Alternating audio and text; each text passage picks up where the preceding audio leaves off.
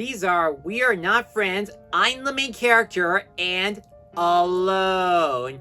And for this vlog, we're going to be talking about two of the loneliest characters from either seasons, one of which we're finally going to get the answers to. But first, Leafy has finally met the final five of Battle for Dream Island again, and she's doing whatever it takes to make sure all of them become her friends, even if they say otherwise. In BFDIA 21, it opens with Leafy playing seesaw with Pin, much to her annoyance, while Tinsball tried to seek Book for help on getting him out of Needle's contract because in the last episode, he promised to do whatever Needle says in exchange for his immunity. But according to Book, there are no loopholes out of it. Oh well. Anyways, it's time for Cake at Stake, but it's not going to be an ordinary Cake at Stake ceremony. For this Cake at Stake, they're going to announce the new host of Battle for Dream Island again. Over 600 characters have been selected to host Battle for Dream Island again, but there are some clarifications they need to address. Rule number 1, the viewers can't vote for characters that don't exist or haven't existed yet in Battle for Dream Island again, which means they can't include characters from seasons 3 and over. For example, since 4 was introduced in the season 4 premiere, he doesn't count as the new host of Battle for Dream Island again because none of the characters have met him yet, and they still think that the number 4 is not a real person, it's just a number. And unfortunately, non-existent cannot host for Battle for Dream Island again because, well, he's non-existent. But even if their votes did count, they still don't have enough votes to host the game. Rule number 2, a group of characters cannot host for the next episode of Battle for Dream Island again. Like the Bugs, all the LOLers, or all of Ruby's sisters cannot be included as the new host of Battle for Dream Island again. Only one person. And finally, rule number 3, whoever does not receive the most votes will be sent to the locker of losers or get crushed. However, the entire episode will not focus on who does not get to host Battle for Dream Island again, which I am relieved they don't go over all the 600 characters because that episode would take way too long and would be too boring. So I do like in this episode, they do cut back to the final 5 of what they're doing while they wait, while Leafy's trying to figure out a way to get back to normal as her green self. Since he won't leave Pin alone and Fiery doesn't recognize her because of her Yoil Light medal, the only solution is to feed her a yellow tomato to change her back to a green leaf again. Even if Pin does try to sabotage and eat all the yellow tomatoes, Leafy won't leave her alone until she gets that tomato. Leafy did point out a very good little point that Pin is now the loneliest character in Battle for Dream Island, just like her. They were both team captains last season, they did a couple of bad things, and they even betrayed their best friends. But here's something shocking about the latter. Coiny felt guilty on putting himself and Pin in the bomb too, and said that he broke the Wobutch pack. And he's not wrong there. He did say he let the game get to him, and he wanted to be better like everyone else, but he got carried away. And this leads to the non-competition episode to have a bittersweet ending. Coiny and Pin may amend with each other, and they decide to fix Dream Island since Pin actually broke it during the last episode. But here's a first that nobody has ever tried before, spinning the prize wheel as many times as they want. Don't ask me how magic works on this prize wheel, it just happens, like dropping anvils, bricks, toilets, and more. And while Leafy finally got the yellow tomato and changed back to normal and recovered Fiery, Fiery pretended that he doesn't know Leafy. It's just like what he said in the Donuts Diary episode where he only pretended to forget about Leafy so that the angry mom wouldn't chase after him like they did to Leafy. And if they found out that he helped Leafy escape during the season's finale, they would all come after him. But if there was any consolation for Leafy, is that she got the most votes to host the next episode of Battle for Dream Island again. Since there were over 600 characters and it was a really difficult decision on who could be the next host after the fish monster of BFDIA, and since Leafy won't leave the final file alone, I decided to vote for Leafy for this. While there were some good possible contenders on who could be the new host like Woody, Ruby, the announcer, or even Evil Leafy, I was really relieved that Fries didn't get picked as the new host because he just said he doesn't want to host BFDIA. But I do find it funny that Dream Island counts as a recommended character and then it got crushed off screen for not having the most votes. So I think this was a good non-competition episode and Leafy is the best host for the next episode. And speaking of the next episode, Leafy got the announcement that she's going to host BFDIA 22, and the final 5 are doing the Cake at Stake elimination ceremony. Needle won immunity in part 1 of the challenge, and she gave immunity to Tinsball and Book in part 2, leaving Coiny and Pin as the only contenders up for elimination. Only one person wins the prize, and the other is eliminated. And the winner and losers are... Coiny wins the prize and Pin is eliminated. I've been waiting for this day ever since she got rid of Ruby, as she made a grave mistake on betraying Coiny during the Beacon Challenge. And what Coiny said about Pin in the last few episodes were true. She was the only threat available in the final 5. She already won a few immunities thanks to Wobunch, aka Coiny, and she did want immunity for herself during the Beacon Challenge. If she stayed for another episode, she would be a dangerous competitor for the rest of the final 4. But in the end, the Coiny betrayal was her Achilles heel on not winning Battle for Dream Island again. So, bye-bye, Pin. The next challenge is to claim the most territory with Leafy. All you gotta do is take Leafy to any nice spot around the world. If she likes it, she'll plant a flag with the character's name on it. The game will continue until she runs out of flags. Whoever receives the most flags wins immunity and will advance to the final 3. So as the challenge goes on, it mostly has the final 4 taking Leafy to all the locations they already been from seasons 1 and 2, except for the Pillory Wonders, which ended up becoming the Pillory Ruins in season 4. I wonder what happened that changed it from Wonder to Ruins. But there are some good jokes that the final 4 did manage to convince Leafy to actually like these places, like Coiny did the thing fast trick again like he did in the Scabbard Hunt challenge by making Leafy liking the park. There's one where Book takes Leafy to the music concert where they actually play the season 1 finale song. There's even a crazy bit where they take Leafy to the hot and cold desert, otherwise known as the middle of the night, and no matter which area they go to, Leafy is always hot or cold in there. And it gets even crazier when the Final 4 decide to form their own little alliances team, like The Contract, The Boys, Free Smart Final 4 Friendos, and more. But during their world tour, they hit a gap at the highway that there's a hole in the way. Yet for some strange reason, nobody decides to go around it. There's a lot of space in it. It's like the opening to A Bug's Life if the ants decide not to go around the leaf. But the highway hole just so happens to be shaped like Woody. So the Final 4 and Leafy finally recover Woody just so they can use his body to cross the highway. But there's a catch of going back and forth between the highway. Every time Leafy plants a flag, it creates an earthquake. And every time they step on Woody, he gets closer to going down into the lava. But during the competition, there are 2 major conflicts that are getting in the way with everything. One is that Pin actually wants to sabotage the Dream Island prize. She's still upset that she got eliminated, everybody knows her dirty, oozy secret, and she thinks that she's supposed to be the main character of Battle for Dream Island again since she created the new farm-themed Dream Island. But nobody said that she was the main character, period. We don't even know who is the primary protagonist of Battle for Dream Island again. So she decided if she can't have her Dream Island, then nobody can. The second conflict is that Leafy wants to keep the challenge going forever so that she can hang out with the Final 4. She has like an unlimited supply of flags, and Book and Tennis Ball tried to get rid of all of them so they can end the challenge already, while Coiny and Needle tried to keep the challenge going so they can win immunity. Man, I knew Leafy wanted to make friends with everyone, but I never knew she would go that far on keeping the challenge going forever.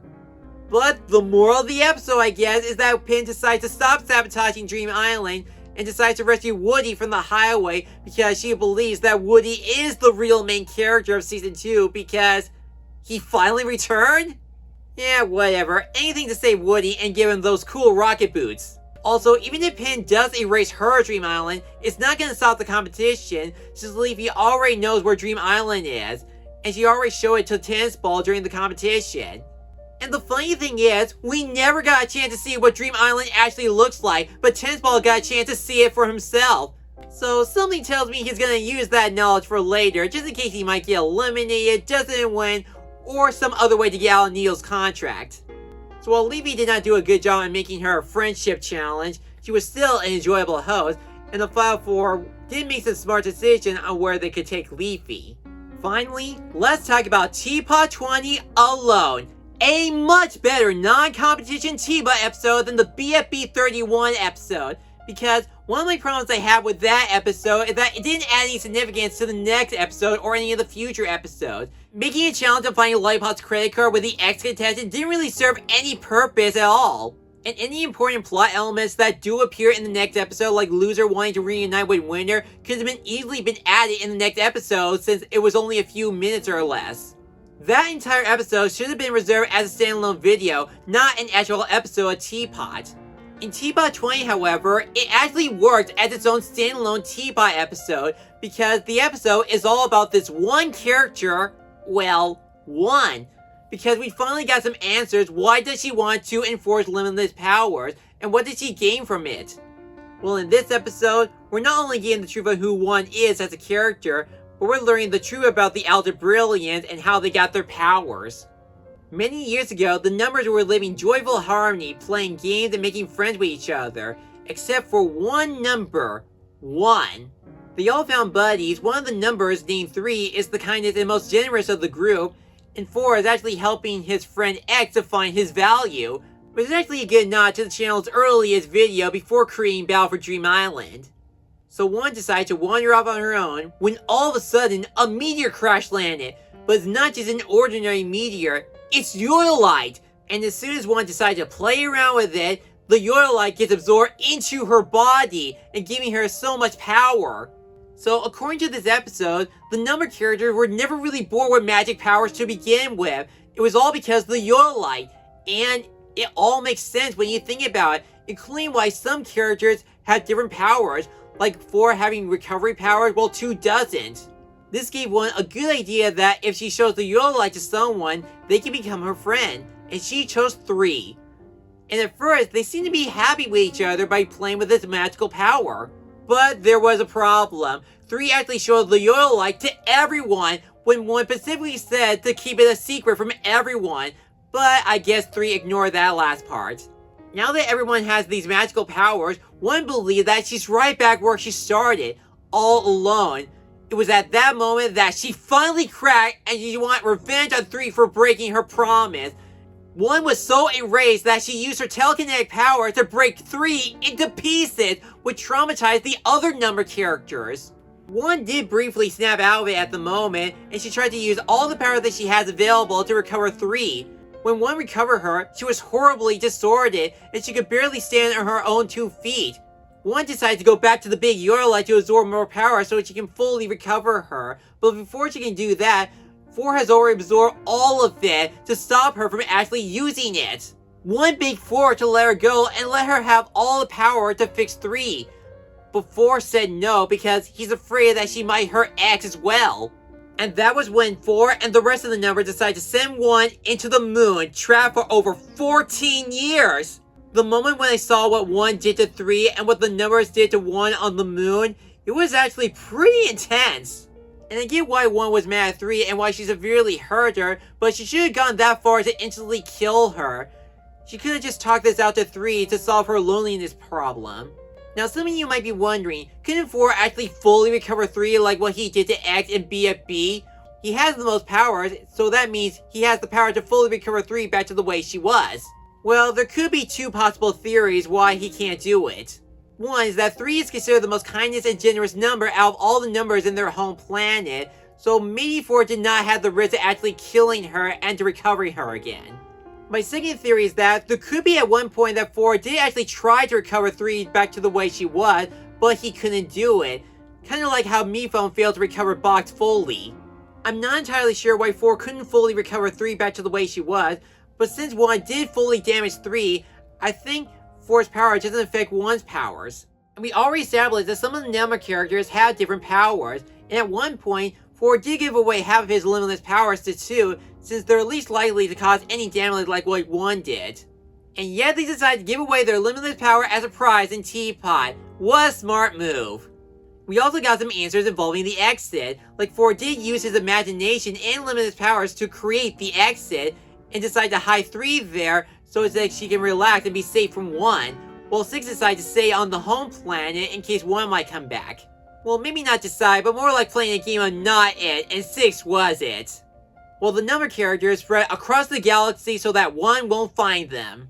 We even get a glimpse at the beginning and the end of the episode that 9 created his own Sonic skateboard planet and made a lot of little skateboard friends. But because of the competition during BFB and TPOT, 1 found an opening to escape the moon thanks to Donut and Lightning. This gave 1 a perfect opportunity to get revenge on all the number characters, absorb their powers, and fully recover 3 when she has all the power. After spying on everyone, including the exit, this allowed her to create her own pocket dimension and a portal back to her home planet. And since 1 notebook came from 3, it must have some cosmic powers, which explains why these contracts are considered powerful. That would explain why some of these contracts are powerful enough to fix the original timeline and even erase Gady from existence. Speaking of erasing characters, I did make a theory that one did take away Leafy and may have erased her from existence over not signing the contract. Well, turns out I was actually wrong. Leafy is okay after all. She found a way to get away from one and not sign her contract. There was at one point one did try to make a deal with Leafy, but Leafy told one that she was not a nice person. As she tried to explain specifically, Leafy showed one her niceness chart that she's at the bottom of the totem pole, while Leafy's at the top at number 0.5.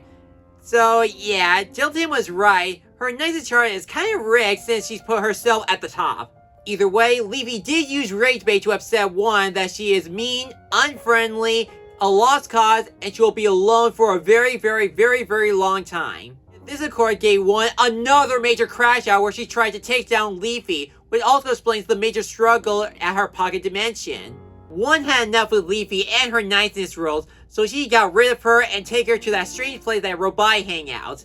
So not only is Leafy safe with one's puppet master skills, but I think she saved Fiery from her cosmic powers. And I do hope Fiery will eventually find Leafy in Robai's hangout place. Which leads us to what happened at the end of TPOT 19. She did her word about giving Pencil another chance by taking her back to the beginning of Battle for Dream Island. And I guess one was a little kind enough to give Pencil a universal controller in case things doesn't work out, even if there's still a giant rift in the sky during that timeline. And now that one finally has 4 and 2's limitless powers, she decided to give 4 a taste of his own medicine by trapping him inside the moon, while she explores the galaxy to find the rest of the number characters, and she found 9. But boy did she hit a new low, even for her, because she blew up an entire planet, and she even killed 9 skateboard friends. It's really no surprise that the more power she gained, the more corrupt and scarier she becomes. But in the end, one may be considered one of the most tragic animated antagonists. Everything she did up to this point ended up hurting everyone than to actually help them. The escape, the rip, the redo on Pencil, they end up not solving every problem that these characters are facing. All they do is just end up hurting them and taking their friends away. Even if one did have all the number powers and she fully succeeded on recovering 3, 3 is not going to forgive her for everything that easily because 2, 4, and everyone else are 3's friends as well. But I still stand by what I said during my fanfictional sketch on my review of Dispenser Camp Season 4. I don't have the answer yet on where one stands at the end of TPOT. All we had to do is to continue watching the next episodes until the finale. But 4 was right about one thing, that yellow light is really dangerous, so whoever's going to be the winner of TPOT, I suggest they use that power to destroy the power, in case it might fall into the wrong hands. Oh boy, that was a lot to explain for that episode. So, who will advance to the final 3 of Battle for Dream Island again? Is there any way to stop one? Or is she really going to succeed on her mission?